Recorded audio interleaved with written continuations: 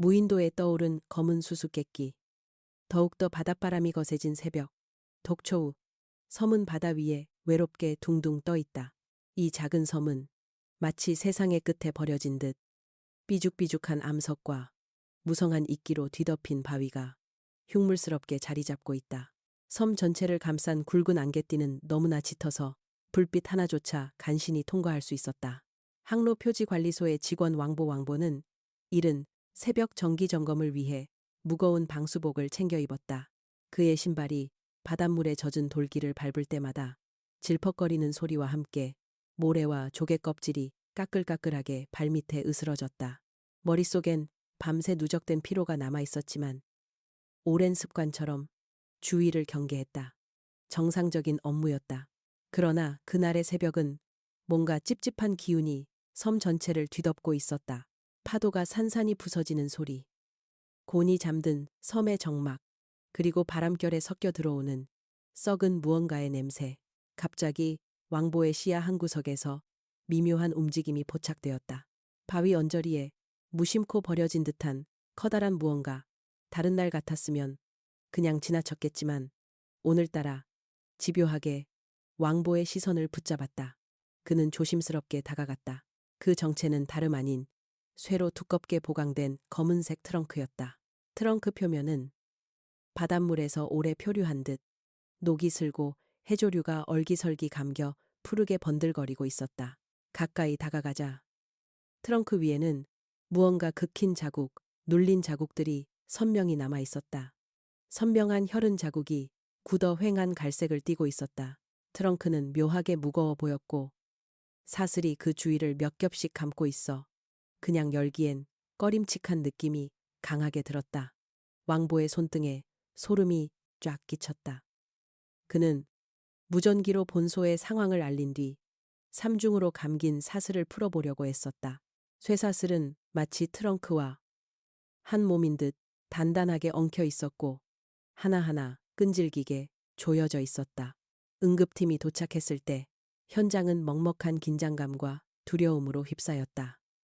어수선한 무리 가운데 누군가 용기를 내어 트렁크의 자물쇠를 뜯어냈다. 갑자기 거칠게 튀어나오는 썩은 고기와 바닷물, 화학약품이 섞인 끈적한 악취 순간 모두가 구토를 참기 위해 고개를 돌렸다.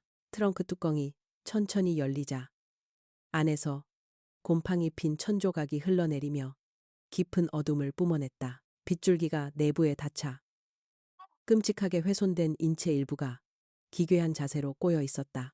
근육과 뼈가 흩어져 있고 검붉은 핏물이 끈적하게 변해 천조각을 타고 흘러내렸다.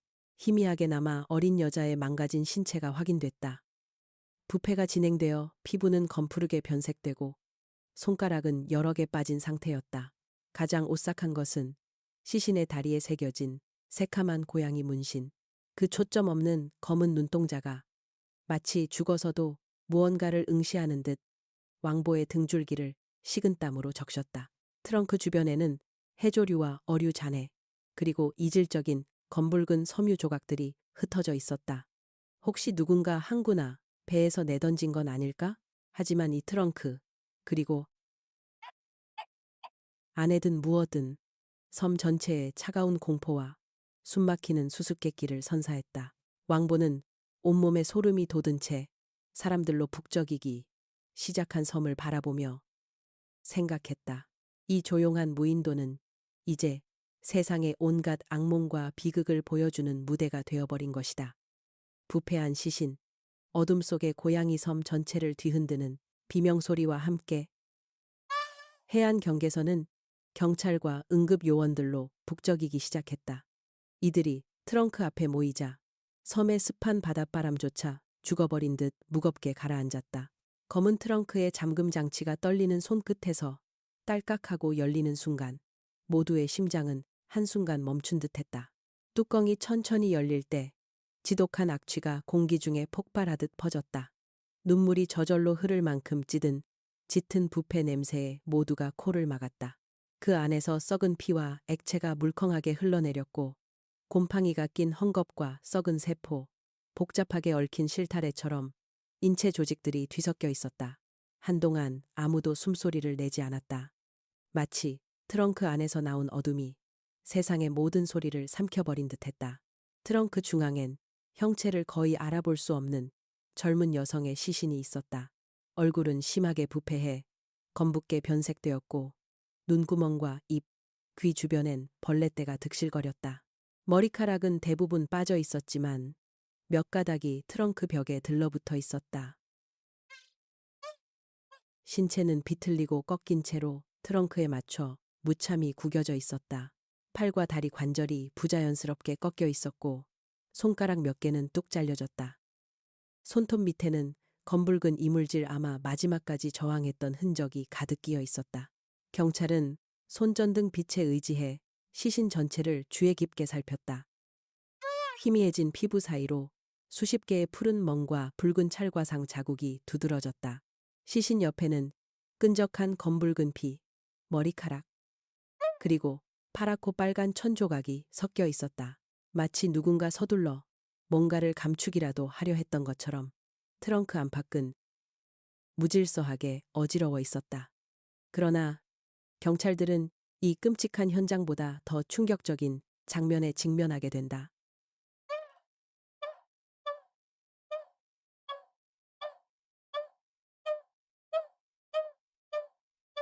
바로 왼쪽 허벅지 심하게 부패한 살점 사이로 보이는 기묘한 고양이 문신. 그 고양이는 등줄기를 고추 세우고 다리를 모으고 앉아 있었다. 검은 눈동자는 놀랍게도 손전등 불빛에 반사되어 더욱 또렷하게 보였다. 누군가는 숨을 삼키며 문신을 어루만졌다. 살아있는 듯한 그 고양이의 눈이 보는 이의 양심과 잠재의식까지 파고드는 듯했다. 검시관이 시신을 조심스럽게 드러내자 더 깊은 곳에 감춰진 진실이 드러났다. 가슴 부위에는 이상한 이물질, 찢어진 살 속에서 반투명한 실리콘 파편이 드러났다. 바로 가슴 성형에 사용되는 실리콘 보형물이었다. 검시관의 손끝은 살짝 떨렸다. 보형물 표면에 혈흔이 마르지 않고 남아 있었다. 부패가 상당히 진행됐음에도 불구하고 누군가의 손톱 자국이 아직도 보형물 위에 선명하게 남아 있었다. 다른 경찰은 트렁크 내부와 주변의 바닷가 모래를 샅샅이 뒤졌다. 무언가가 미끄러져 나간 듯한 피자국이 바위 틈을 타서 번져 있었다. 그 선은 바다와 연결되어 마치 시신이 스스로 트렁크에서 기어 나오려 한 듯했다. 임시 천막 안으로 시신이 옮겨지고 부검이 시작됐다. 시신에서는 심한 교상, 손목과 발목을 압박한 자국, 비닐 테이프로 입을 막은 흔적, 그리고 사망 전 생존 반응의 상흔이 명확히 드러났다. 실내 조명이 켜지자 굵은 금속 사슬과 함께 트렁크 바닥에는 주황색 페인트와 낙서 같은 흔적까지 그 모든 것이 형언할 수 없는 공포와 피비린내로 범벅되어 있었다. 섬 밖에서 몰려온 경찰관과 기자들은 이 섬에서 찾아낸 인류의 악몽을 보고 잠시도 눈을 떼지 못했다. 정체 모를 희생자는 누구이며 대체 어떤 누군가가 이토록 잔악하고 비인간적인 범행을 저질렀단 말인가?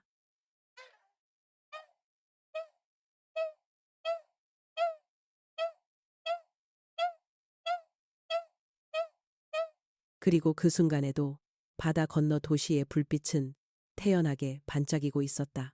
죽음의 단서, 사라지지 않는 흔적, 바닷바람에 실려온 소금기 어린 냄새 뒤편에 소름 끼치는 진실의 냄새가 점점 더 짙어졌다. 범죄 현장에는 여전히 공포와 혼란이 맴돌았다.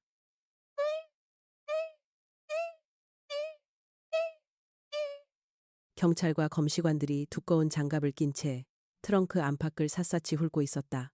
플래시 불빛이 쇠사슬 사이를 비출 때마다 피가 말라 변색된 자국, 검붉게 얼룩진 패브릭 조각, 이곳이 더 이상 정상적인 세상이 아님을 또 한 번 각인시켰다. 검시관 임국현은 시신을 트렁크에서 조심스레 드러내 침착하게 해부대 위에 눕혔다. 그의 눈빛은 오래된 베테랑 마냥 냉정했으나 왼쪽 손끝은 미세하게 떨리고 있었다. 그는 붉게 물든 손톱 자국, 손목 앞뒤에 남은 깊은 끈 자국, 얼굴과 손등을 줄지어 덮은 타박상들을 정성스럽게 촬영하였다. 시신의 목에는 깊은 자국이 두 겹으로 남아 있었고, 일각에서는 한 번이 아니라 두 번, 최소 두 차례 이상 강하게 졸렸던 것 같다는 우려 섞인 목소리가 흘러나왔다. 입안에서는 아직 다 씹히지 않은 음식물이 남아 있었고, 혀는 잔뜩 깨물려 핏자국이 짙게 배어 있었다. 마치 죽음 이전 희생자의 마지막 저항, 극렬한 공포가 고스란히 남아있는 듯했다. 가장 기이한 것은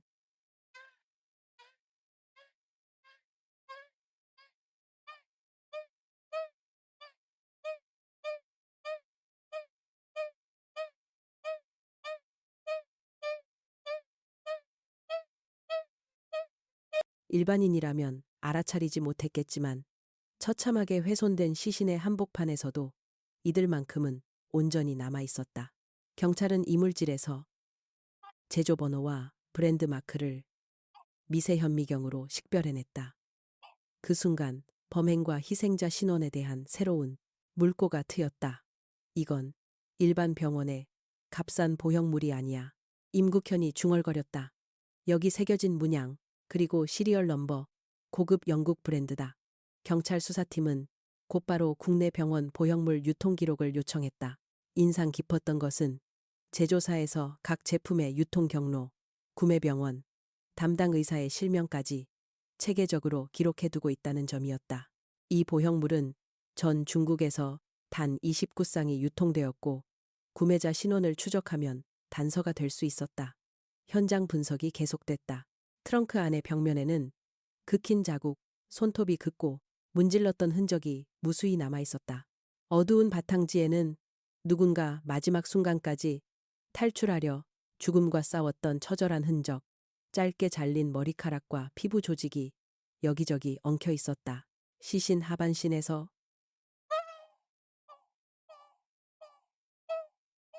피와 모래, 비닐 테이프 파편을 수집했다.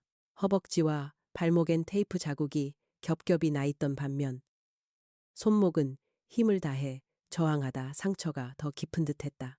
임시 범죄 분석실에서 과학수사팀이 채취한 모든 증거물품 위에 강한 자외선을 비추자 이내 곳곳에서 기이한 반짝임이 관찰됐다. 혈흔이 스며든 천, 몸에 남은 두 가지 서로 다른 남성의 DNA 흔적, 그리고 무엇보다 트렁크 손잡이 쪽에는 G39라 적힌 미세각인 A 범죄자의 어두운 예고편 같았다. 또한 희생자의 오른손 새끼손가락이 심하게 부러져 있었고, 손톱 아래에는 바닷물 속 이끼와 시로락이, 정체불명의 분홍색 실밥이 함께 엉켜 있었다. 그것은 마치 누군가가 희생자를 옮기기 전에 어딘가에서 오랫동안 끌고 질질 끌어왔음을 암시했다. 경험이 많은 경찰조차 설마 이 시신이 트렁크 속에 넣어지기까지 얼마나 오랜 수모와 고통을 당했는지, 그리고 이 끔찍한 광경이 의도적으로 연출된 것은 아닌지 몸서리치며 상상할 수밖에 없었다. 트렁크의 바깥쪽에는 몇 군데 미세하게 굳은 피자국이 남아 있었고, 내부 실리콘 보형물 근처에서는 희생자가 강간이나 구타당했다는 정황까지 분명히 드러났다. 군데군데 어지럽게 흩어진 물품, 알 수 없는 끈 조각, 희미하게 타버린 성냥개비, 그리고 이상하게 구부러진 철사는 마치 이 트렁크가 누구에겐가 범죄 도구가 아니라 악몽의 상자, 살아있는 지옥 그 자체였음을 말해준다. 검시관들은 장대한 어둠 속에서 고요하게 울리는 불길한 진실의 메아리를 느꼈다. 아직 누군가 말하지 못한, 그러나 반드시 드러나야만 하는 비밀이 이 시신에, 그리고 트렁크 안에 남겨진 채였다. 유령의 실루엣, 가슴 보형물의 비밀섬에서 발견된 그날 이후 본토의 수사본부는 밤낮 없이 분주했다. 현장 감식에서 나온 가장 중요한 증거는 두 개의 실리콘 가슴 보형물, 육안으로 보기에도 고급스러운 질감과 영문각인이 선명했다. 수사관 장룡은 이 증거물을 만지는 순간 차가운 전류가 손끝을 타고 온몸을 훑는 듯했다. 이 평범치 않은 보형물에서 그는 의도적으로 남겨진 메시지를 읽고자 골몰했다. 장용과 감식팀은 특수 확대경으로 보형물의 각인, 제조 번호, 그리고 미세한 손상까지 샅샅이 조사했다. 금방 해외 수입 브랜드 이미 확인됐고 UK의 마스터 IM 플란트 113A70이라는 시리얼 넘버가 도드라졌다. 수입 업체와 총판 기록을 역추적한 결과 이 두 보형물은 중국 내 단 29개 병원 15명만이 시술받은 희귀 모델임이 드러났다. 이 사실을 알게 된 경찰서장은 즉각 긴급회의를 소집했다. 기록과 대조한 목록이 새벽까지 작성됐다. 수사팀은 명단에 오른 14명의 신원을 신속하게 확인했고 유일하게 연락 두절된 단 한 명, 회취엔 일, 그녀의 이름에서 섬뜩한 예감이 스며들었다. 회취엔의 마지막 수술 기록은 주하이대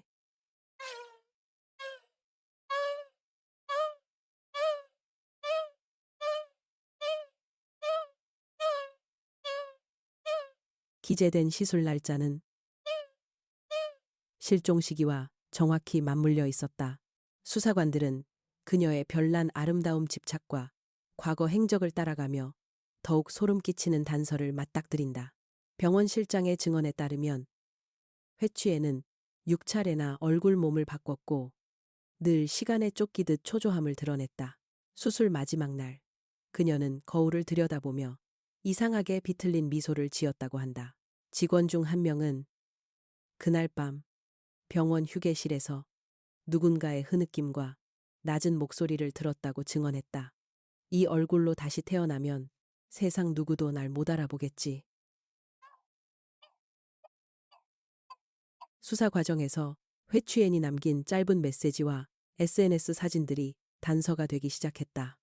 그녀의 계정엔 수술 시루의 붓기, 멍, 실리콘 이식 부위의 핏자국들이 그대로 노출된 모습이 광고처럼 올라와 있었다. 그녀의 댓글에는 알 수 없는 낯선 아이디가 넌 다시 태어날 자격이 없어 라는 협박을 남기기도 했고 때로는 거울 속 내가 널 죽일 거야 와 같은 댓글도 있었다. 가족 조사 과정에서 회취엔의 오빠는 수사관에게 이렇게 말했다. 그 애는 늘 무언가에 쫓기는 눈빛이었어요. 거울을 볼 때마다 소스라치게 놀라곤 했고 종종 밤마다 악몽에 시달렸죠.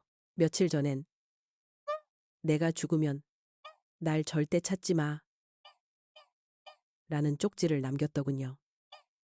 수사팀은 병원 CCTV, 실종 직전 맞았던 마지막 진료 기록, 그리고 병실 복도 근처의 불빛 아래 회취엔이 한 남자와 실랑이를 벌이는 장면까지 확보했다. 남성의 얼굴은 뚜렷하지 않았으나 검은 야구모자와 목도리로 얼굴을 가린 모습에서 왠지 모를 오싹함이 배어났다. 그날 그녀의 뒷모습은 새로 이식한 실리콘이 비쳐드는 푸른 수술복 속에서 유령같이 희미하게 일렁였다. 병실 청소부는 그날 밤 휴지통에서 핏물이 스며든 손수건과 부러진 파우더팩을 발견했다고 한다. 수사팀은 보형물, 유통사, 관련 외과의사, 병실 근처, 호텔 투숙자, 그리고 트렁크와 실리콘의 유통 경로를 샅샅이 뒤졌다. 마침내 유일하게 공백이 생기는 물류 경로, 실명 대신 사용된 가명, 문자 메시지로 주고받은 위협 모든 것이 그녀를 본 적 없는 사각의 눈감시 카메라 바깥으로 밀어내는 듯했다. 가슴 보형물은 더 이상 미매만을 위한 도구가 아니었다. 그것은 살인을 창조한 유령의 손길, 그리고 희생자의 마지막 신분증과도 같은 것이었다. 그러나 이제 그 흔적이 세상에 드러날 시간이었다. 죽은 자의 그림자, 고객 15번의 미스터리 도시의 밤은 여전히 불빛으로 물들어 있었지만 한편에서는 그림자들이 점점 더 짙어지고 있었다. 경찰서 내 수사회의실, 자료 스크린이 눈부시게 번쩍였다. 대형 스크린에는 고객 15번, 회취엔 이름이 가장 크게 떠올랐다. 그녀는 짧은 시간 안에 6번의 성형 수술을 받았고 마지막 성형 이후로 흔적도 없이 사라져버렸다. 회취엔의 가족은 조용한 새벽에 경찰 소환을 받았다.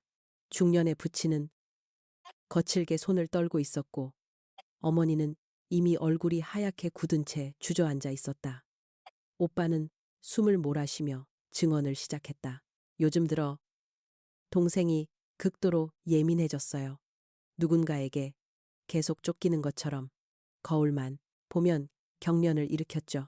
한밤중에 악몽을 꾸며 소리치기 일쑤였고 며칠 전엔 내 얼굴을 다시 쓸 수 있을까? 라고 의미 모를 소리를 하더군요. 그녀가 남긴 일기장 일부도 제출되었다. 오늘도 거울은 똑같아. 아무리 바꿔도 내 눈은 그대로야. 저 깊은 곳에서 무언가 날 노리고 있는 것 같아. 밤마다 누군가 내 이름을 속삭이는데 목소리는 내 것 같기도 하고 지난주엔 어떤 남자가 집 앞에 서 있던 걸 봤어. 처음 보는 얼굴인데도 익숙했어. 왜 자꾸 나를 쫓아다니지? 수사팀은 회취엔의 행적을 따라 성형외과, 사진관, 호텔, 집을 연결하는 72시간의 이동 경로를 복원했다. 호텔 옆 편의점 CCTV 영상에서는 회취엔이 휴대폰을 들고 무언가를 두려워하며 뛰는 모습이 담겼다. 모자이크 처리된 장면 속 그녀의 뒤에는 검은 야구 모자를 쓴 남성이 보였다. 남성은 한 손에 검은 우산을, 다른 한 손엔 작은 종이봉투를 들고 접근했다. 이 인물은 그날 오전 병원에서도 목격된 바 있었다. 그는 병원 로비 한켠에서 회취엔이 진료 접수를 마칠 때까지 1시간 이상 숨죽인 채 그녀를 기다렸다. 한 간호사는 그가 기에 찬 눈빛으로 밤새 병원 출입문을 응시했다고 기억했다. 경찰은 그녀의 사라진 그날 일정을 마지막으로 추적했다. 회취엔은 그날 저녁 성형회복실에서 불안한 눈으로 거울을 쳐다보다가 내 친구가 기다려 곧 사진 찍으러 갈 거야 라고 간호사에게 말했다. 그리고 6시 40분경 바이올렛 원피스에 새로 산 가방을 들어 호텔을 나섰다. 하지만 이후 그녀가 등장한 곳은 없다. 심야, 오빠의 휴대폰으로 낯선 발신 번호에서 문자 한 통이 도착했다. 동생이 너한테 빚졌던 걸 기억하겠지. 찾을 수 있을까? 이윽고 회취엔의 SNS에는 섬뜩한 댓글들. 너희 집 거울 속에 그 아이가 있다. 다시 태어난 얼굴 제대로 감당할 수 있어? 이 연쇄적으로 달렸다. 가족들과의 인터뷰가 끝난 직후 경찰은 거실 구석에서 이상한 냉기를 느꼈다. 오랜만에 환기한 거실창이 덜컥이며 흔들렸고 침실 거울 표면에는 손가락 자국이 누군가 안쪽에서 그은 것처럼 남아 있었다. 마치 그녀가 마지막까지 집안 어딘가 혹은 거울 속 어둠에 갇혀 있는 것 같았다. 수사 자료가 쌓여갈수록 가족과 친구들은 하나같이 회취에는 최근 들어 자주 불길한 꿈을 꿨고 밤중엔 자신을 따라오는 그림자에 대해 자주 말했다고 증언했다. 그녀의 과거 연인들은 모두 그녀가 미에 대한 집착과 불안, 그리고 어딘가로부터 도망치려는 강박에 시달렸음을 부인하지 않았다. 친구 중 한 명은 경찰에게 귀띔했다. 최근 무리 중에 그녀는 자기 얼굴이 언젠가 자신을 죽일 거라고 믿더라. 고 말했다고 해요. 그리고 사라지기 직전 혹시 내가 실종돼도 절대 찾지 말아줘 라고 부탁했답니다. 숨막히는 조사 끝에 경찰은 회취엔이 마지막으로 걸었던 길의 끝에 희미하게 남겨진 피의 흔적, 아스팔트 위로 흘러내린 밤이 내린 이 도시의 어둠을 발견했다. 그녀의 행방은 그 순간부터 마침내 인간의 망각과 악몽, 그리고 시멘트 틈으로 스며드는 죽음의 그림자 속으로 영영 사라진 것만 같았다. 사라진다. 그라니아는 그녀는 마지막 밤 무엇을 보았고 무엇을 피하려 했던 것일까? 그리고 마침내 죽은 자의 그림자만이 이 사건의 비명을 계속 내뱉고 있었다. 거울 속의 얼굴, 악몽의 밤, 조사가 장기화될수록 어둠은 사람들의 마음을 점점 파고들었다. 회취엔의 실종 이후 가족과 경찰 모두 끝없이 반복되는 불면의 밤과 악몽에 시달리기 시작했다. 지친 새벽녘, 경찰서 형사 장용도 자신의 사무실 작은 거울 앞을 지날 때면 알 수 없는 소름이 번졌다. 그 거울 속 희미하게 일그러진 여인의 그림자가 스며드는 것 같았다. 한편 회취엔의 집에서는 현관문과 창문이 바람 한옥에도 가끔씩 끼익, 덜컥, 신음하듯 흔들렸다. 어머니는 밤마다 거실을 돌다가 때론 구석, 어둠 속에서 누가 귀를 기울이고 있는 것 같다며 불안에 떨었다. 방 곳곳에는 알 수 없는 이물질과 희미한 구두 자국, 손자국이 거울 표면에 서서히 나타나기 시작했다. 오빠는 잠결에 몇 번씩이나 누군가 방에 들어와 다가오는 기분을 느꼈다. 누이야, 거기 있니? 그는 흑백 그림자에 대고 중얼거렸다. 경찰은 회취엔의 마지막 휴대폰 신호가 꺼진 장소로 다시 출동했다. 밤이 깊을수록 사람들이 기피하는 폐허가 된 고층 호텔 구역. 오랜만에 비가 그친 밤. 검은 우산 아래에 선 장용 형사는 새벽 어스름에 휩싸여 주변을 돌아봤다. 때마침 호텔 입구 전등 아래에는 누군가가 급히 남긴 구두 자국과 넝마가 뒤엉켜 있었고 비에 젖은 아스팔트엔 희미한 핏자국이 남아 있었다. 경찰은 램프로 바닥을 비추며 호텔 뒷문 쪽으로 다가갔다. 낡은 호텔 복도는 귀를 찢는 듯한 정적과 축축한 곰팡이 내음, 부모 모르게 내뱉는 악몽의 숨소리가 진동했다. 2층 옛 연회장 벽 한쪽에는 거대한 전신 거울이 아직도 붙어 있었다. 경찰은 어느새 그 거울 앞에 멈춰 섰다. 거울 표면에는 먼지가 두껍게 내려앉았건만 유독 안쪽에서 긁어낸 듯한 손자국 몇 개가 선명하게 남아 있었다. 조명이 닫자 거울 아래부턴 뭔가 축축하게 흐른 자국, 마치 피와 이물질이 안쪽에서 바깥을 향해 슬금슬금 새어나온 것 같았다. 형사 장용은 순간 거울 너머로 짧게 머리가 빛나는 여자, 회취행과 닮은 여인이 무표정하게 자신을 지켜보는 착각을 느꼈다. 그는 여러 번 눈을 비볐다. 그럼에도 불구하고 거울 저편에서 새하얀 손등과 검은 고양이 문신이 천천히 드러났다. 마치 죽음에서 다시 깨어난 유령처럼 그녀는 거울 뒤 어둠에 숨어 있었다. 형사가 떨리는 손으로 거울을 두드리자 얇은 유리창 너머에서 미세한 톡톡 소리가 울렸다. 마치 안에서 누군가가 살려줘 라고 부드럽게 속삭이는 소리, 혹은 금방이라도 유리가 깨질 듯한 공포가 서린 음향이었다. 긴장감에 휩싸인 채 수사팀은 거울 뒤에서 정체 모를 핏덩이와 함께 뭉친 실리콘 잔여물, 옷 조각, 그리고 핏자국이 뒤섞인 손수건까지 찾아냈다. 거울 뒷면 한가운데에는 15라는 숫자와 나는 여기에 있다란 혈흔 메시지가 새겨져 있었다. 현장 범죄팀은 순간 이번 사건이 단순 실종이나 살인이 아닌 마치 한 도시 전체에 뿌리 내린 오래된 저주와 연결되는 것임을 직감했다. 그날 밤 회취엔의 어머니는 악몽에 시달렸다. 어둠 속 거울 너머에서 딸의 비명 어린 목소리가 다시 들려왔다. 엄마, 여기 있어. 날 꺼내줘. 제발. 환청에 시달리며 깨어난 그녀는 바로 거울로 달려갔다. 거기에선 누군가 손톱으로 긁고 밑에서부터 허옇게 바랜 문자가 어지럽게 엉켜 있었다. 난 아직 여기 남아 있어. 경찰과 가족 모두 이제는 이 거울 너머, 그리고 사건의 어둠 속에서 살아남은 진실과 마주해야 했다. 회취엔의 실종은 단순한 비극을 넘어 살아남은 자들의 악몽으로 깊이 스며들고 있었다. 비명 속으로 사라진 진실. 거울 너머의 저주 밤하늘은 먹물처럼 검고 종종 천둥 소리를 닮은 바람이 도시 골목 사이를 휘감았다. 회취엔 실종 40일째.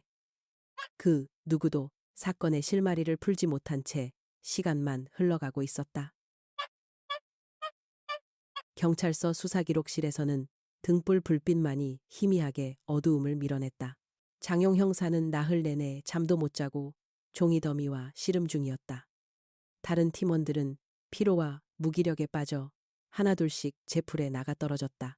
하지만 그의 머릿속에선 거울, 빗자국, 검은 고양이 문신, 수상한 남자, 그리고 실리콘 보형물이 끝없이 맴돌았다. 어느새 그는 자신도 모르게 거울 앞에 서 있었다. 형사는 손목시계를 확인했다. 새벽 3시 33분. 그 순간 사무실 안에 들어찬 침묵 사이로 멀리서 미세한 울음소리가 섞여 들려왔다. 형사는 자신이 헛것을 듣는 것인지 아니면 잔혹한 현실을 미리 경고하는 신호인지 분간할 수 없었다. 그는 무의식적으로 거울에 손을 뻗었다. 거울 너머에서 짧고 날카로운 숨소리가 울렸다. 순식간에 거울 표면이 뿌옇게 서리더니 그 속에서 회취엔의 그림자가 천천히 떠올랐다. 그녀의 얼굴은 죽은 자의 얼어붙은 미소를 띄었고 쏟아진 피와 눈물 자국이 검게 얼룩져 있었다. 그녀의 입술이 부드럽게 파르르 떨리더니 얼음장같이 차가운 목소리가 스며나왔다. 찾지 말았어야 해. 거기 가지마. 사람들이 줄줄이 눈을 감고 입을 다물던 그 방 거기서 시작됐으니까. 장룡의 등골로 소름 한기가 내달렸다. 거울 속은 더 이상 자신의 거울이 아니었다. 마치 죽음과 공포의 세계 아니면 수많은 영혼들의 갇힌 지옥 한가운데인 듯했다. 그 순간 그의 등 뒤에서 바람에 흔들리는 듯한 발소리와 쿵쿵거리는 둔탁한 두드림이 점점 다가왔다. 그는 용기를 짜내어 발소리를 따라 구석 복도로 들어섰다. 여기저기 깨진 거울 파편과 묻게 번진 피자국, 벽에 묻은 흙먼지를 지나 깊은 어둠 속 문득 차가운 손이 뭉클하게 그의 손목을 움켜잡았다. 그 손은 살이 얼어붙은 듯 차고 축축했다. 뒤돌아보니 환영 같은 회취엔이 그를 올려다보며 입을 열었다. 진실을 감춘 사람들 때문에 내가 여기 있잖아. 그들을 찾아 모두 박혀. 아니면 너 역시 이 거울 속에서 영원히 갇힌 채 살아야 해. 불을 켜지 마. 절대 등불을 켜면 안 돼. 이곳의 어둠은 불빛이 닿을수록 더 깊어지니까.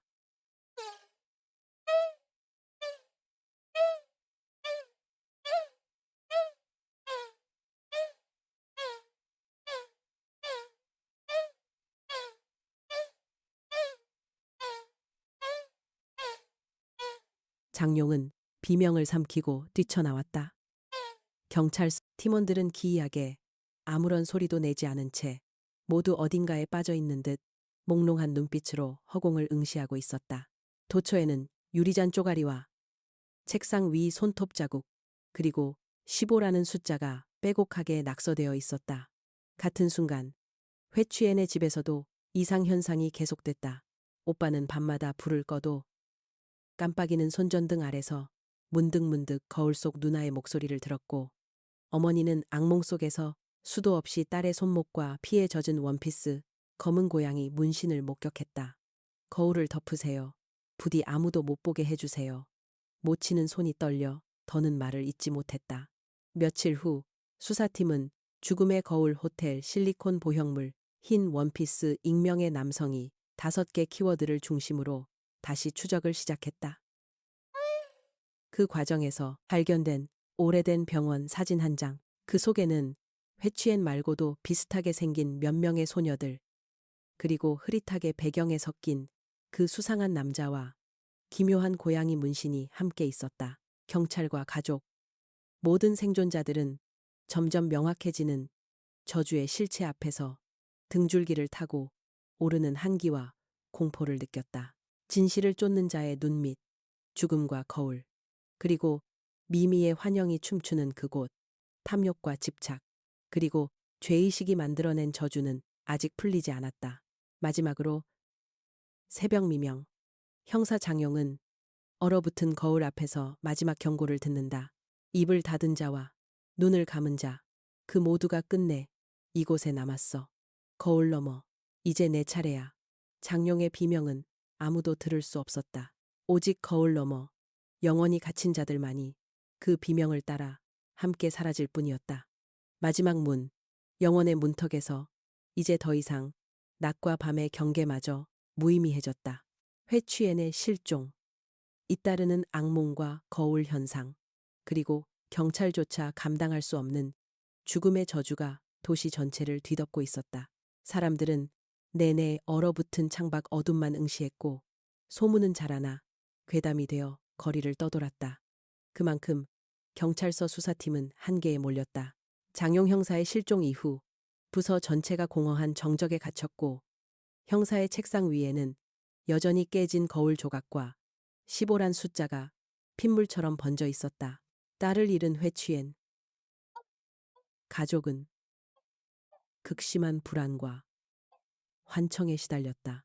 어머니는 식사 한 모금조차 넘기지 못했고 오빠는 밤마다 잠결에 들리는 여기 있어 라는 누이의 목소리를 따라 거울 앞으로 홀린 듯 다가가곤 했다.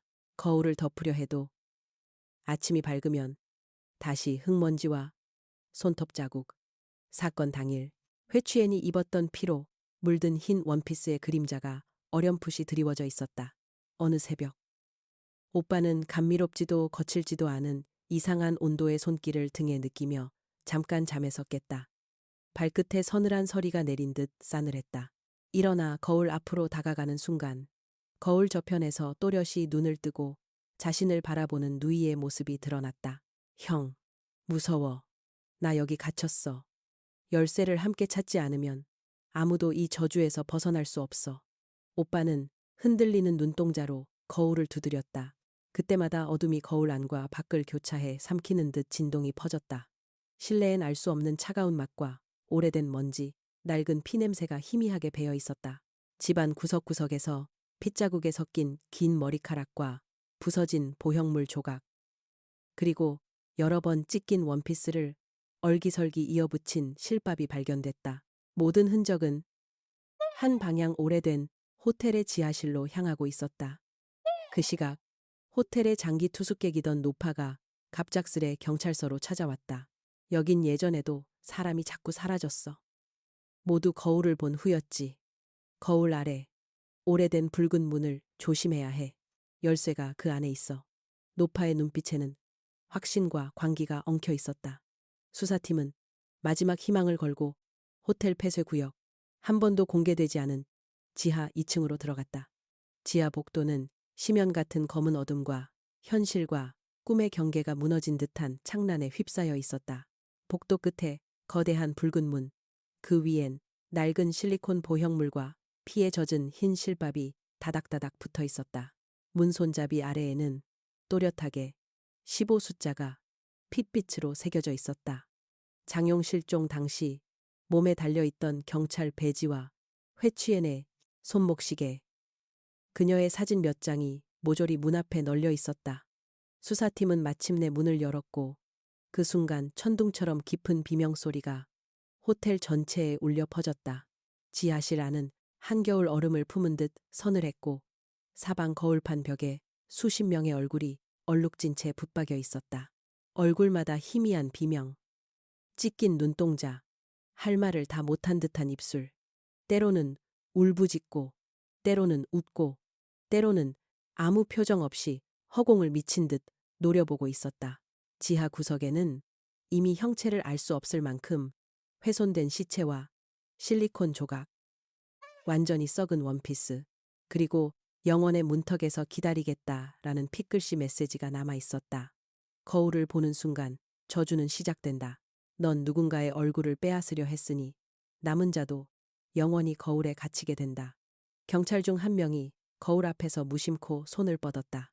찰나의 순간 그 뒤에서 겹겹이 쌓인 그림자 손들이 경찰을 끌어당겼고 방 안에 들어온 모두가 악몽의 심연으로 빨려들 듯 공포에 휘말렸다. 한참 후 다시 밖으로 나온 이는 없었다. 호텔은 그날 이후 출입금지 공간이 되었고 붉은 문 너머는 영영 열리지 않았다. 이후로도 호텔 주변에서는 하얀 원피스를 입은 여자아이 혹은 가슴에 검은 고양이 문신을 한 사람이 거울 틈 사이에 나타났다가 사라진다는 목격담이 쏟아졌다.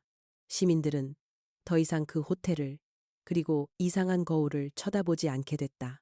도시는 다시 평온해졌으나 어딘가에선 여전히 누군가 거울을 통해 살려달라며 속삭이고 있을 것이다. 영원의 문턱에서 진실은 끝내 침묵했다. 아무리 빛을 비춰도 어둠과 거울 그리고 핏빛 저주는 끝나지 않았다.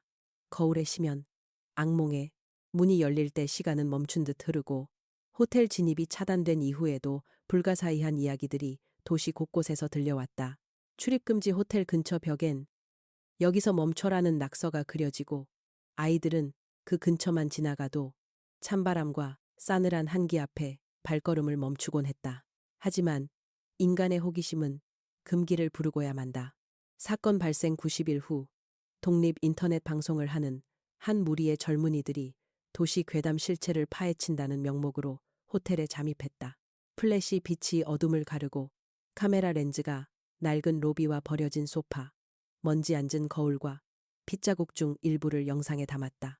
그들은 낄낄 웃으며 장난을 쳤지만 한 여성 크루가 호텔 끝 복도에 손때 묻은 작은 거울을 바라보며 소리를 질렀다. 카메라에는 미처 담기지 않은, 다만 본인은 똑똑히 느꼈다던 그 현상.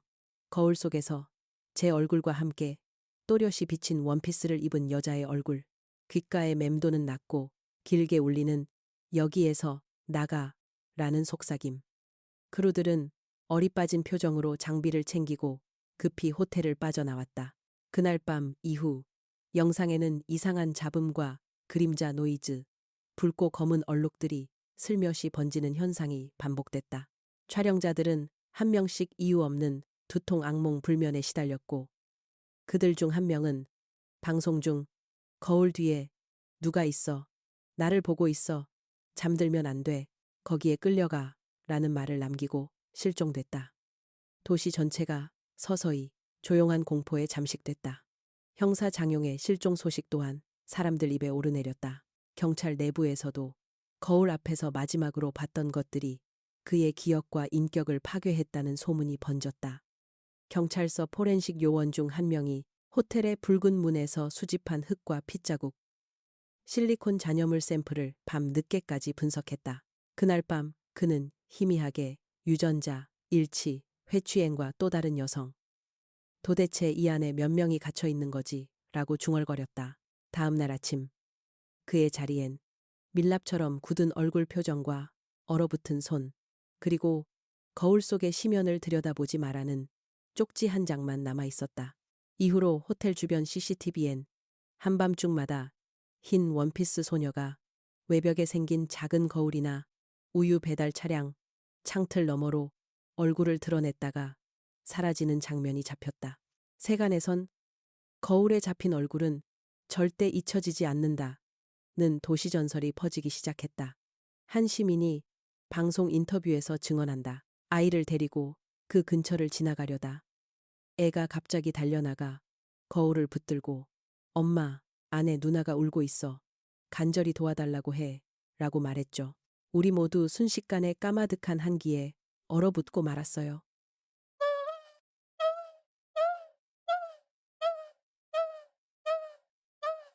회취엔 가족 역시 끝이 없는 심리적 고통을 겪었다.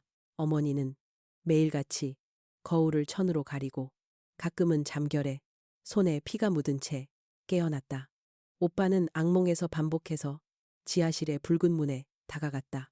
문을 열 때마다 어둠 속에서 다른 얼굴, 비탄과 분노, 절망으로 일그러진 수많은 인형들이 그를 맞이했다. 매번 거울 저편에서 돌아오지 마. 너도 내게서 자유로울 수 없어. 라는 누이의 속삭임이 귓가에 맴돌았다.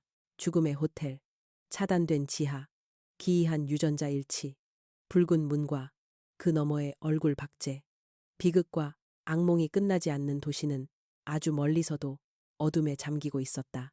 이제 아무도 더 이상 붉은 문의 비밀을 캐려들지 않았다. 거울에 심연은 모든 걸 삼켜버렸다. 어둠과 저주, 비명과 억눌은 진실이 흐르는 그곳에선 단 한 번 문이 열렸을 뿐이었다. 모든 것은 지금도 거울 속에서 끝나지 않고 있다. 어둠의 경계, 마지막 비명 도시는 한동안 비명조차 삼켜진 듯 고요했다. 호텔이 출입 금지된 후 어느덧 100일이 넘었고 그 사이 회취엔의 실종, 장용 형사의 사라짐, 인터넷 방송팀의 잇따른 악몽과 실종, 그리고 현대인들의 집단 히스테리까지 도시는 서서히 피폐해졌다. 밤이면 골목마다 차가운 바람과 이상한 그림자가 엄습했고 어느새 아이들도 거울을 보지 마 라고 속삭이기 시작했다. 그러던 187일째 새벽, 오래된 호텔 근처에서 다시 소름 끼치는 이상 현상이 시작된다. 과학수사팀의 마지막 남은 리더 김 형사는 거듭되는 동료들의 괴사와 실종에도 두려움 대신 원인 규명에 집착했다. 그날 밤 그는 거울 속의 진실을 마주하겠다는 한 가지 집념만으로 호텔 지하 붉은 문 앞으로 향했다. 지하실 복도로 이어지는 문을 여는 동시에 기묘하게 울부짖는 듯한 밑바닥 바람소리, 어딘가에서 울리던 작은 종소리, 피로 물든 실리콘과 유리 파편 원피스 조각과 검은 고양이 문신의 잔영, 모든 과거가 그를 맞이했다. 붉은 문을 밀자 차갑게 얼어붙은 거울방이 드러났고 최초 사건 이후 실종된 이들의 얼굴과 표정 비명, 슬픔, 분노, 체념, 공포가 빽빽하게 거울에 얼룩져 있었다. 각각의 유리조각 뒤에는 시선이 느껴졌고 방 너머 어디선가 두 눈이 번뜩이고 있었다. 김 형사는 마침내 거울 중앙에 선다. 자신조차 잊고 싶었던 두려움, 모든 악몽이 정점에서 그를 엄습한다. 거울 속에 비친 것은 그의 얼굴이 아닌 회취엔의 하얀 얼굴과 시퍼런 입술, 진실을 외면한 모두 여기 남아. 녀석의 입술은 미세하게 꿈틀거리며 사랑과 죄책, 증오, 원망으로 뒤섞인 목소리로 메아리 쳤다. 순간 등 뒤에 얼음장 같은 손길이 느껴지고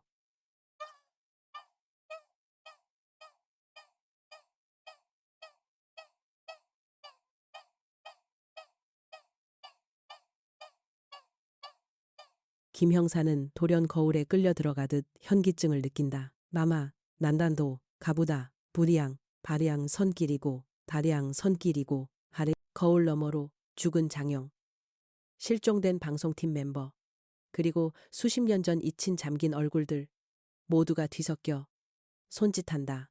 이제 내 차례야. 돌이킬 수 없는 문이 마지막으로 열린다. 갑자기 붉은 문 전체가 끼익 소리를 내며 저절로 닫혔다. 고요, 절망, 그리고 느닷없는 웃음소리, 전등이 깜빡이며 차가운 기운과 시야를 구분할 수 없는 검은 연기. 김 형사의 등 뒤에서 얇은 손톱이 거울을 긁는 소리가 점점 빨라진다. 눈을 감아도 들려오는 수십 가지 목소리. 나가지 마. 여기 있어. 우리를 기억해. 거울은 점점 붉은 얼룩으로 뒤덮여 이내 바깥에선 아무것도 볼 수 없게 되었다. 동이틀 무렵 호텔 지하에는 오로지 높은 흰 원피스 그림자와 피 범벅, 실리콘 파편, 그리고 그 버텨내던 마지막 인간의 메마른 비명만이 남았다. 그날 이후 호텔은 완전히 봉쇄되었고 도시 곳곳에서는 갑작스레 거울에 갇힌 사람을 봤다. 내 방 거울에서 밤마다 울음이 들린다. 흰 원피스 소녀가 이름을 속삭인다는 괴담이 수도 없이 쏟아졌다. 화려한 네온도, 사람들의 속삭임도 더는 죽음과 악몽의 장막을 막아내지 못했다. 거울 속 깊은 심연. 악몽의 문은 결국 인간의 가장 약한 곳, 가장 외면하고 싶은 어둠에서 영원히 열려 있었다.